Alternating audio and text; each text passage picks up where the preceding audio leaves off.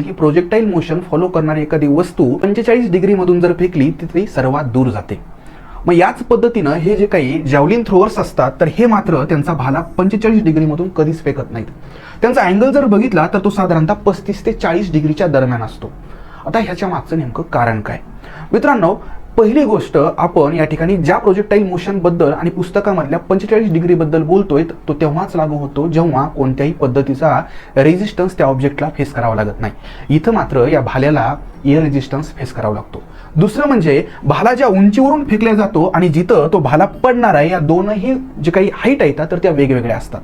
त्यासोबतच या ठिकाणी भाला फेकणाऱ्याची उंची जेवढी वाढेल तेवढं त्या ठिकाणी हा अँगल ऑफ अटॅक जो काही आहे तो देखील कमी करावा लागतो.